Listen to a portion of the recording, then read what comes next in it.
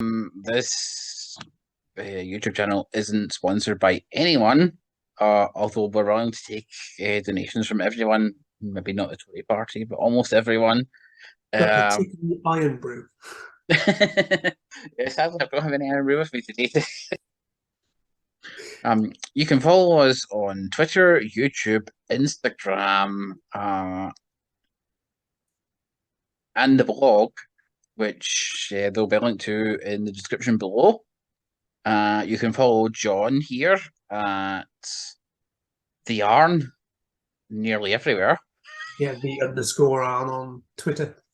Hello, this is another request video, another YouTube short, and this time I've been asked to do a quick top 10 of my favourite Pokemon.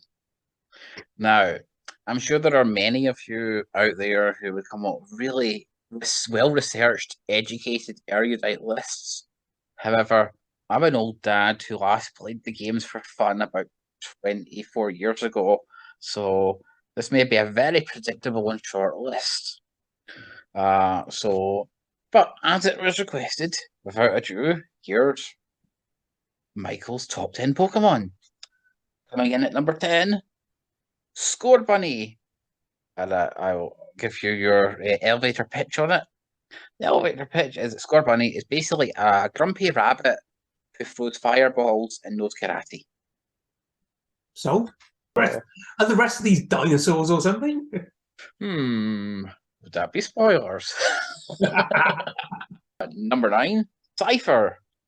This is a nostalgic pick because if you ever had to play the Game Boy games back in the day, there would be a bit that you couldn't get through unless you had something like cut, and the first Pokemon you could get, you could actually cut anything was bloody old Cypher. So, number 8 is one of the new ones, Riolu, the karate type, feline type Pokemon, of which there's probably about 400 different variations. That seems quite cool. Pancham, it's basically a panda.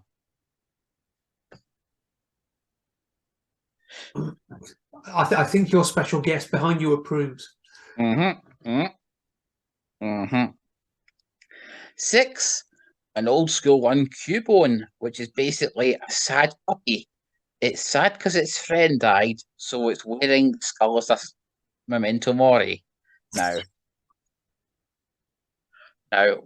what's... Yeah, I mean, how can you not like that? But you know what's better than a sad puppy? A happy puppy, which is why number 5 is Eevee. Eevee is basically it's basically a terrier but a Pokemon.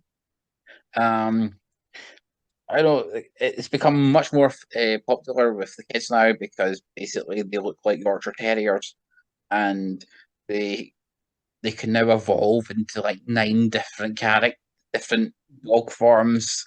Or is this chap a very mischievous looking person? Squirtle. Yes. Puts out fires, blows water in people's faces when heat waves, what's not to like. Hate there.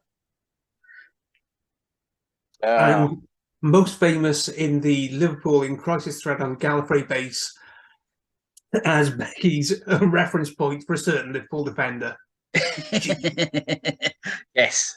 Yes. His Liverpool career was entertaining. Number 3, usually useful to have in my real life, and that is Jigglypuff. Wait for it. It sings, and you go to sleep for several hours, and then you wake up refreshed and relaxed. That's such a great idea that I'd be willing to take the cost, which is it gets so angry you fall asleep, it draws in your face. I'm quite happy to wash my face each morning for several hours of relaxed sleep. Just don't leave a permanent mark pen there. Well, they get it off their face in the anime, so I presume it's not permanent. No, you... Oh, God, that reminds me of the time I visited my friend in Swansea University, and we all got slightly drunk, and...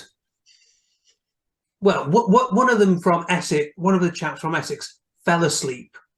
And so being helpful, fine people, we got the permanent marker pen out and started drawing. So, you know, on that start, I believe him being having an East End accent, I love Bianca on the forehead.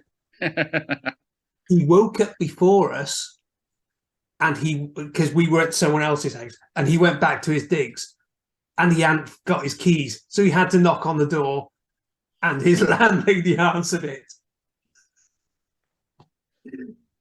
Well, there you go. About half an hour after he'd left, there was a banging on the door outside. He went, "You bastards!" There's a review for everyone. Over, but we just couldn't stop laughing. There's a review. John's actually a Jigglypuff.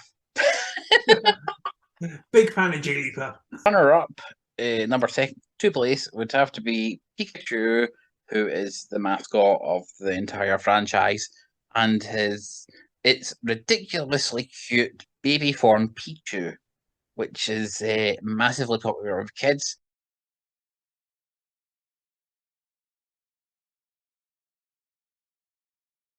So many of these, it's like a black hole of money, these things.